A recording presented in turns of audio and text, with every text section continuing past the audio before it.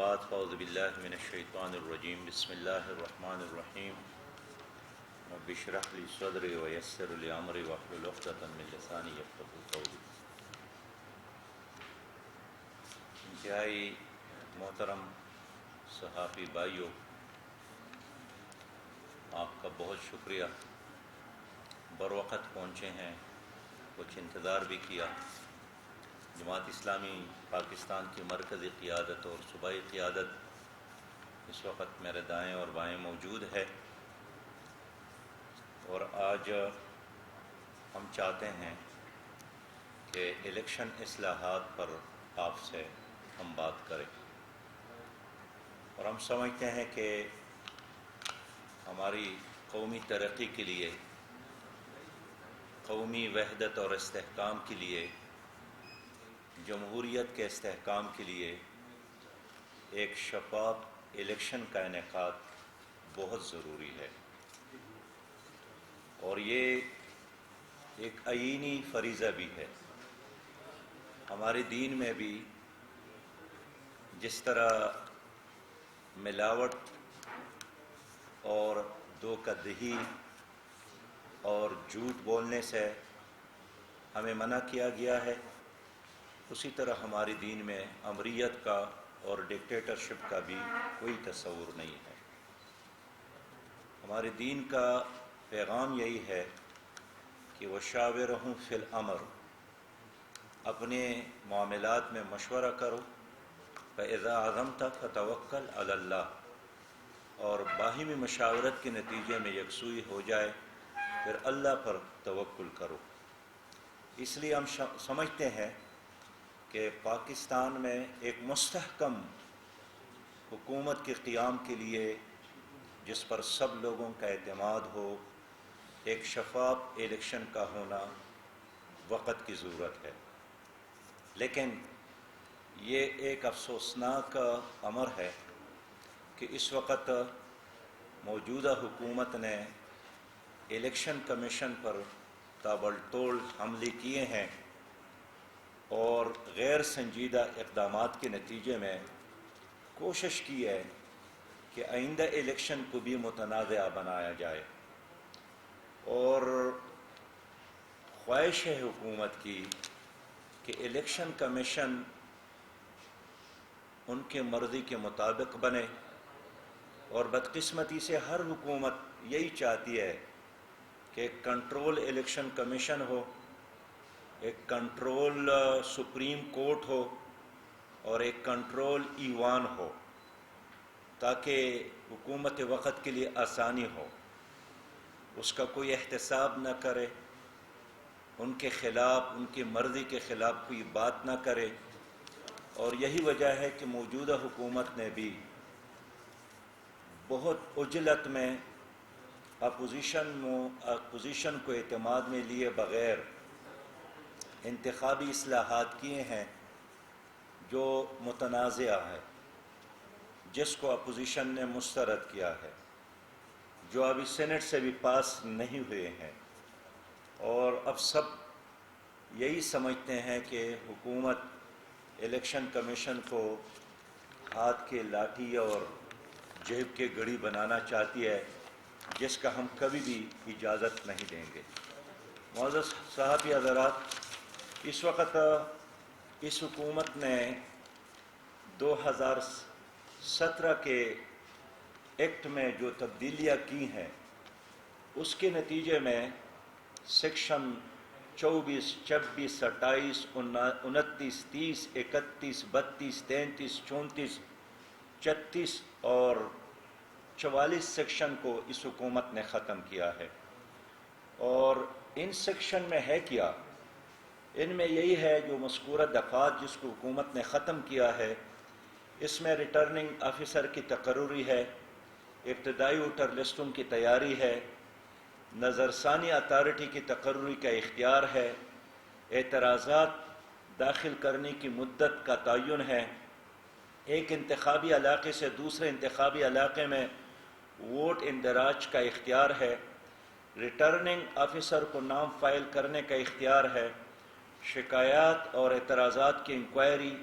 سالانہ بنیادوں پر اوٹرلس کی تیاری، نادرا کے ساتھ معلومات کی اسکریننگ کے اختیارات سے متعلق ان دفعات کو حذف کیا ہے، اور ان دفعات کے حذف کرنے کے بعد الیکشن کمیشن بھی اختیار ہو گیا ہے۔ ایک لحاظ سے حکومت نے کوشش کی ہے کہ الیکشن کمیشن کی منہ میں دانت ہی نہ ہو، اور یہ انتخابی اصلاحات کے نام پر ہم ایک فراڈ سمجھتے ہیں جو موجودہ حکومت نے کی ہے، اور حکومت کا یہ اقدام آرٹیکل 212 اور 219(9) کے کلم کلہ خلاف ورزی ہے۔ اس لیے ہم چاہتے ہیں کہ پی ٹی آئی نے حکومت میں آنے سے قبل بھی دانلی کا بہت شور مچایا تھا اور وعدہ کیا تھا کہ جیسا ہمیں اختیارات مل گئے تو ہم ایک شفاف الیکشن سسٹم اپنی قوم کو دیں گے، لیکن 1000 دن گزرنے کے باوجود بھی اس حکومت نے ایک شفاف الیکشن کے انعقاد کے لیے کوئی کارروائی نہیں کی، نہ کبھی اس پر اپوزیشن کے ساتھ مشاورت کی، نہ کبھی آل پارٹی کانفرنس بلایا، نہ ایوان میں موجود پارلیمانی پارٹیز کو اعتماد میں لیا، اور انہوں نے راتوں کو کچھ تجاویز بنا کر پھر اسمبلی میں ایسے عجلت میں پیش کی کہ جس طرح ایک بہت بڑی ایمرجنسی درپیش ہو، اور یہی وجہ ہے کہ انٹیلیجنشیا نے بھی اس کو قبول نہیں کیا، سیاسی جماعتوں نے بھی اس کو قبول نہیں کیا، اور ظاہر ہے بدنیتی پر مبنی قوانین کون قبول کر سکتا ہے۔ جماعت اسلامی نے ہمیشہ کوشش کی ہے، اور آپ جانتے ہیں کہ جماعت اسلامی ایک حقیقی جمہوری جماعت ہے، اور ہم سمجھتے ہیں کہ ایک حقیقی جمہوری نظام کے بغیر پاکستان ترقی نہیں کر سکتا ہے۔ لہٰذا ہم سمجھتے ہیں کہ جب تک پاکستان میں الیکشن کمیشن آف پاکستان بااختیار نہ ہو، اپنے مالیاتی لحاظ سے بھی بااختیار نہ ہو، اور اس کے لیے ہم وہی مرتبہ اور مقام چاہتے ہیں جس طرح پاکستان میں سپریم کورٹ ایک بااختیار ادارہ ہے، اور سپریم کورٹ کے بااختیار ہونے سے لوگ سپریم کورٹ پر اعتماد کرتے ہیں۔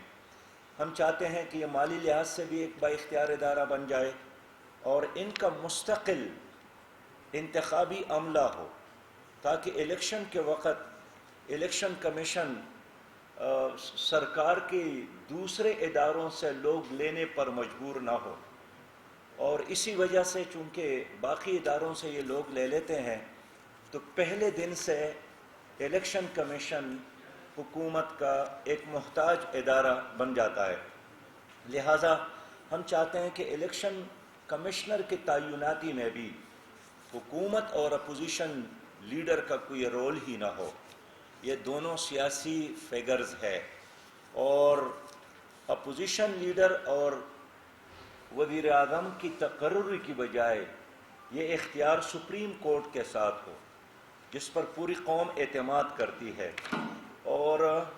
پھر الیکشن کمیشن بااختیار ہو تو الیکشن کا شیڈول دینے اور ان کو کنڈکٹ کرنے میں رہنمائی کے نام پر حکومتی مداخلت بھی نہ ہو۔ اس لیے ہم چاہتے ہیں کہ الیکشن کمیشن کا موجودہ سٹرکچر بھی تبدیل کیا جائے، اور اس پر تمام سیاسی جماعتوں کا ایک کنسنسس یہ ہم ضروری سمجھتے ہیں۔ جماعت اسلامی سمجھتی ہے کہ موجودہ نظام الیکشن کا جو موجودہ سسٹم ہے اس میں بنیادی کردار اور اہمیت سرمایہ کو حاصل ہے، اور یہی وجہ ہے کہ جس کے ساتھ جتنا زیادہ پیسہ ہو اس کے لیے اس نظام میں کامیابی اتنی آسان ہے۔ میں نے اس لیے ہمیشہ ہم نے تجویز پیش کی ہے کہ ہمارے ملک میں ایک مستحکم جمہوری نظام کے لیے متناسب نمائندگی کا طریقہ کار اختیار کرنا چاہیے، اور یہ کوئی نیا طریقہ کار ہے بھی نہیں۔ دنیا کے بہت سارے جمہوری ممالک میں متناسب نمائندگی کی بنیاد پر انتخابات کا نظام موجود ہے۔ اس موجودہ نظام نے ہماری سیاست کو ایک لحاظ سے مفلوج بھی بنایا ہے اور فرسودہ بھی بنایا ہے۔ لہٰذا ہم چاہتے ہیں کہ ملک میں متناسب نمائندگی کا نظام رائج کیا جائے۔ میں نے اس حوالے سے پی ٹی آئی کے چیئرمین عمران خان صاحب سے، مسلم لیگ کے صدر جناب شہباز شریف صاحب سے، پیپل پارٹی کی لیڈر جناب زرداری صاحب سے اور باقی سیاسی جماعتوں سے بھی بات کی ہے اور ان کو قائل کرنے کی کوشش کی ہے کہ 53 اور 62 اور 70 کے بعد جتنے بھی الیکشن ہو گئے وہ متنازع بن گئے ہیں، اور 77 کا الیکشن ہو گیا اور اس پر لوگوں کا اعتماد نہیں رہا، اور پھر پاکستان قومی اتحاد کی شکل میں ایک احتجاجی تحریک ہم دیکھ رہے ہیں،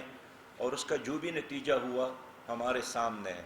اس کی بنیادی وجہ یہ ہے کہ الیکشن پر لوگوں کا اعتماد نہیں تھا۔ اسی طرح 2014 کا الیکشن، جس کے خلاف خود پی ٹی آئی نے ایک طویل تحریک چلائی اور ایک 120 دنوں کا دھرنا دیا تھا، وہ حقیقت میں چند حلقوں کی بات نہیں تھی بلکہ اس سسٹم کی بات تھی۔ اس طرح 2018 کا الیکشن تو ہو گیا لیکن آج تک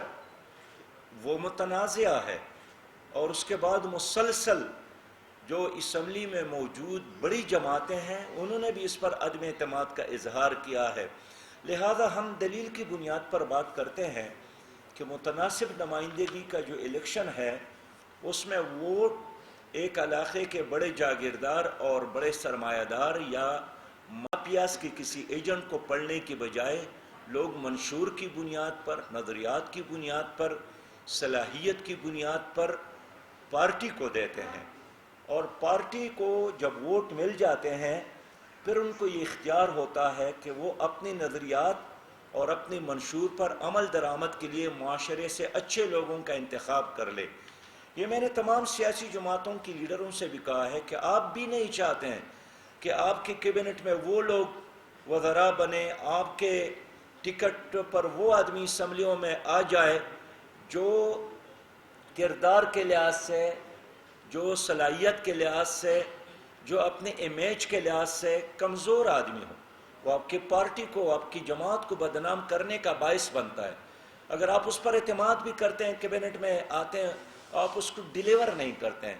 مجھے خود ایک وزیر زراعت نے بتایا کہ بھائی مجھے تو وزیر زراعت بنایا ہے لیکن میں نے تو کبھی ایک پودا بھی نہیں لگایا ہے، میں تو جانتا ہی نہیں ہوں کہ زراعت کیا ہے، لیکن اپنے علاقے کا نمائندہ ہوں تو میرے پارٹی لیڈر نے مجھ پر اعتماد کیا ہے۔ اس لیے میں عرض کرنا چاہتا ہوں کہ ہمارے ملک میں بارہا ان پڑھ لوگوں کو وزرائے تعلیم بنایا گیا ہے، غیر ڈاکٹر کو وزیر صحت بنایا ہے، یہ اس مجبوری کی بنیاد پر کہ ان کے لاٹ میں قابل لوگ نہیں ہوتے ہیں، باصلاحیت لوگ نہیں ہوتے ہیں۔ تو ہم اس لیے چاہتے ہیں کہ اگر ابتدا میں ہم 50% سیٹ جو ہے ہمارے قومی اسمبلی کا اور ہماری صوبائی اسمبلیوں کا وہ متناسب نمائندگی پر ہو، اور 50% جو ہے وہ ووٹنگ کی، اوپن ووٹنگ کی بنیاد پر ہو، حلقہ جاتی بنیاد پر ہو، تو اس طرح ہم ایک بہتر جمہوریت اور ایک بہتر سسٹم کی طرف جا سکتے ہیں۔ میں یہ عرض کرنا چاہتا ہوں کہ ہمارے ملک میں ایک مستحکم جمہوری نظام اور مستحکم حکومت کے لیے اسٹیبلشمنٹ کی سیاست میں اور الیکشن میں مداخلت کا روکتھام یہ ضروری ہے، اور ہمیں افسوس ہے کہ ایک طویل عرصے سے خود اسٹیبلشمنٹ جب یہ کام کرتی ہے تو ان کو بھی بہت نقصان ہوا ہے، وہ متنازع بن گیا ہے۔ لوگ اس پر اب جلسوں میں، جلوسوں میں، ٹاک شوز میں، سوشل میڈیا میں تنقید کرتے ہیں، اور وہ 1000 بار چاہتے ہیں کہ ہمارے اوپر بات نہ کرے، لیکن جب بھی کوئی سیاست میں مداخلت کرتا ہے وہ ضرور ڈسکس ہوتا ہے۔ اس لیے یہ کسی ایک پارٹی کا نہیں ہے، تمام سیاسی جماعتوں کا یہ فرض ہے کہ ایک حقیقی جمہوری سسٹم لانے کے لیے ہم مل کر ڈائیلاگ کر لیں کہ کس طرح الیکشن میں اور سیاسی نظام میں اسٹیبلشمنٹ کی مداخلت ختم ہو، اور جب تک اسٹیبلشمنٹ کی مداخلت ہے تو آپ یقین کریں یہاں ایک اچھا نظام، اچھی حکومت آپ کو نہیں مل سکتی ہے۔ اور خود اسٹیبلشمنٹ کا بھی یہ کام نہیں ہے کہ حکومتیں بنانا، حکومتیں چلانا اور حکومتیں گھرانا۔ آئین کے تحت ان کے اور بہت سارے کام ہیں۔ ایک جنرل جب حلف اٹھاتا ہے اس میں یہ وعدہ کرتا ہے کہ میں یہ کام نہیں کروں گا، لیکن ہم نے اور سارے لوگ یہ کام بھی نہیں کرتے ہیں۔ یہ کچھ مفاد پرست لوگ ہوتے ہیں جو اس کھیل کا حصہ بنتے ہیں۔ تو میں اس لیے سمجھتا ہوں کہ ہم سب کا یہ فرض ہے، جو بھی جمہوری نظام پر یقین رکھتے ہیں، تمام سیاسی جماعتوں کا، کہ وہ مل کر ایک ایسا میکینزم، طریقہ کار بنا لے، ایک ایسا بیانیہ ہم ترتیب دے کہ جس میں آنے والے دور میں الیکشن میں اسٹیبلشمنٹ کی مداخلت ختم ہو جائے۔ اور یہ مناسب نہیں ہے کہ ہر الیکشن کے بعد، ابھی حکومت بنی بھی نہیں ہے کہ ہارنے والی اس پر اعتراضات شروع کر دے کہ میں تو نہیں مانتا ہوں، اور 5 سال ہونے کے باوجود بھی وہ حکومت ڈیلیور نہیں کر سکتی۔ لوگ اس کو سلیکٹڈ کا تانا دیتے ہیں، اور گراؤنڈ ریئلٹی بھی یہی ہوتی ہے۔ اس لیے ہم سمجھتے ہیں کہ اسٹیبلشمنٹ کے منفی اور مثبت دونوں طرح کی مداخلت کا راستہ روکا جائے۔ اسٹیبلشمنٹ کے اور بہت ساری ذمہ داریاں ہیں، آئین کے تحت بھی قوم نے ان کو جو کام حوالہ کیا ہے، اگر وہ ان ذمہ داریوں کو سنبھالے اور بطریقے احسن سنبھالے۔ ہمیں بہت بڑی دشمن کا سامنا ہے، چاروں طرف سے ہمارا معاصرہ ہے،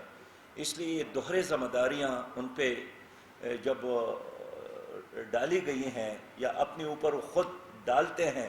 تو اس سے ایک کام بھی صحیح طریقے سے نہیں ہو پاتا،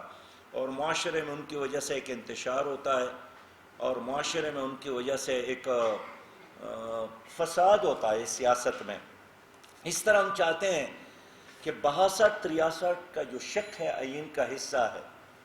اور یہ کوئی نفلی عبادت نہیں ہے کہ چاہے تو کرے یا چاہے نہ کرے، یہ ایک لازمی امر ہے۔ تو ہم یہ چاہتے ہیں کہ تمام سیاسی جماعتیں اور الیکشن کمیشن مل کر ایک ایسا میکینزم بنا لے کہ 62-63 پر عمل درآمد یقینی ہو جائے۔ جماعت اسلامی سمجھتی ہے کہ جب تک ان شقوں پر عمل نہ ہو حقیقی روح کے ساتھ، ہم ایک بہتر جمہوریت کی طرف نہیں جا سکتے۔ ہم تو یہ بھی چاہتے ہیں کہ ملک میں ایک ایسا ادارہ بھی ہو کہ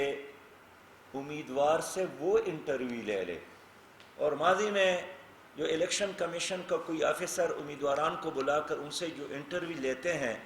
وہ ایک مذاق بن گیا ہے۔ ایک آدمی سے پوچھا گیا کہ آپ دعائے قنوت سنائیں، تو وہ تو خیر نہیں سنا سکے، لیکن اس نے پوچھنے والے سے پوچھا کہ چلو اگر آپ کو یاد ہے تو آپ سنا لیں، تو انہوں نے کہا کہ یاد تو مجھے بھی نہیں ہے۔ تو اس لیے ہم چاہتے ہیں کہ بہت سارے ممالک میں ایسے ادارے موجود ہیں جو امیدواران کے انٹرویو کرتے ہیں، اور اگر وہ اس میں کامیاب نہیں ہوتے تو ان کو کلیئر نہیں کرتے۔ تو ہم سمجھتے ہیں کہ 62-63 جس میں 62 کا جو دفعہ ہے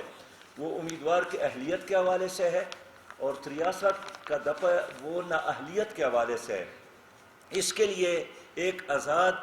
بااعتماد ادارہ بنایا جائے۔ ہم چاہتے ہیں کہ انتخابی اخراجات بھی ایک حد کے اندر ہو اور کنٹرول ہو، اور یہ صرف اعلانات کی حد تک نہ ہو۔ ان انتخابی اخراجات نے ہمارے الیکشن کا حلیہ بالکل بگاڑ دیا ہے۔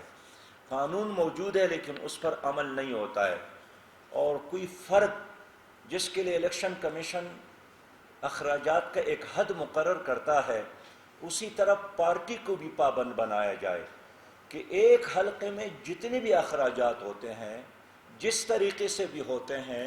ان کو امیدوار کے کھاتے میں ڈالا جائے، تاکہ سرمایہ کی بنیاد پر الیکشن کو جس طرح ہائی جیک کیا جاتا ہے یہ سلسلہ بند کیا جائے۔ اور میں تو یہ بھی مطالبہ کرتا ہوں کہ جس طرح برطانیہ میں حکومت کی طرف سے الیکشن کمپین کے لیے پارٹیوں کو فنڈ دیتی ہے، حکومت فنڈ دیتی ہے، اس طرح پاکستان میں بھی فنڈ دیا جائے تاکہ ایک باصلاحیت فرد اگر وہ غریب ہو وہ بھی اسمبلی میں پہنچ سکے۔ ایک غریب کا آدمی بھی ایوان کا حصہ بن سکے۔ موجودہ نظام میں اگر آپ کے ساتھ ارب ہاں نہیں ہے اور کروڑ ہاں نہیں ہے تو آپ وقت کا سقراط اور بقراط کیوں نہیں ہے، آپ بلدیاتی الیکشن میں بھی کامیاب نہیں ہو سکتے ہیں۔ تو ہم یہی چاہتے ہیں کہ اہل لوگوں کو ایوان تک آنے کے لیے راستے کھل جائے۔ میں یہی چاہتا ہوں کہ ایک غریب کا بیٹا، ایک کاشتکار کا بیٹا، ایک زمیندار کا بیٹا، ایک قابل ڈاکٹر، ایک قابل وکیل، ایک قابل دکاندار اور تاجر، وہ بھی ایوان کا حصہ بنے۔ اس وقت آپ ہماری ایوانوں میں جھانک کر دیکھیں، کسی کڑکی سے ساری اس میں فیوڈلز بیٹھے ہیں، سارے اس میں کرپٹ سرمایہ دار اکثریت الا ماشاء اللہ، یا مافیاز ہے یا مافیاز کے نمائندے ہیں۔ اس لیے میں چاہتا ہوں کہ برطانیہ کی طرح ہمارے ملک میں بھی حکومت ہی امیدواران کو اور پارٹیوں کو الیکشن مہم چلانے کے لیے فنڈ دے دے، تاکہ ایک انصاف کے ساتھ ہمارے ملک میں الیکشن میں لوگ حصہ لے سکے اور ایک بہتر کمپین چلا سکے۔ میں یہ عرض کرنا چاہتا ہوں کہ جس طرح انتخابی اخراجات میں الیکشن کمیشن کا کنٹرول ہونا چاہیے، جو اس وقت نہیں ہے، حکومت نے جو الیکشن کمیشن نے گزشتہ الیکشن میں جو اعلانات کیے تھے کہ 30 لاکھ کا ایک امیدوار خرچ کر سکتا ہے، اسی حلقے میں آپ جا کر دیکھیں تو 30 کروڑ تک۔ مجھے خود ایک آدمی نے بتایا کہ ایک ضمنی الیکشن میں مجھے ٹھیکہ دیا تھا کہ آپ 50 ہزار کا پیکج تیار کر لے اور یہ 80 ہزار کی تعداد میں ہو، اور جب اس نے 50 ہزار رقم کی پیکیجز تیار کر کے 80 ہزار کی تعداد میں تقسیم کیے، ماشاءاللہ وہ آدمی کامیاب ہوا اور وہ بہت بڑی اکثریت کے ساتھ جیت گئے۔ آپ مجھے بتائیں کہ یہ الیکشن ووٹر کی جیت ہے یا یہ اس سرمایہ اور پیکیجز کی جیت ہے؟ یہ صرف ایک حلقے کی کہانیاں نہیں ہے۔ لوگ موٹر سائیکلز تقسیم کرتے ہیں اور لوگ وہ حرب آزماتے ہیں۔ میں سمجھتا ہوں کہ ان حربوں نے ہماری جمہوری نظام کو داغدار بنایا، بدنام بنایا، اور آپ لوگوں کی دلچسپی کم ہو گئی ہے۔ اس طرح ہم چاہتے ہیں کہ جو انتخابی فہرستوں کی تیاری ہے، یہ بھی ووٹر لسٹ کی شفافیت اور بروقت سپلائی کے نظام کو کمپیوٹرائز کیا جائے اور تصویر والے ووٹر لسٹ امیدواران کو مہیا کی جائے، اور یہ کوئی ناممکن کام نہیں ہے۔ اور ہم یہ بھی چاہتے ہیں کہ الیکشن کے قریب بڑی تعداد میں ووٹر ایک حلقے سے جب دوسرے حلقوں میں منتقل کیے جاتے ہیں تو یہ بھی دانلی ہی کا ایک طریقہ ہے، اس لیے کہ 62 لوگ یہ کام کرتے ہیں۔ تو ہم یہ چاہتے ہیں کہ خود خواتین کو الیکشن میں حصہ لینے کے لیے فیسیلیٹیٹ کیا جائے، اور الیکشن کے دن ان کے لیے خاص جگہ بنایا جائے جن میں ان کے بچوں کے لیے انتظام ہو اور ان کی سیکیورٹی کا انتظام ہو، اس میں سایہ کا انتظام ہو، اور اس میں ان کے بچوں اور بچوں کے لیے خوراک کا بھی انتظام ہو۔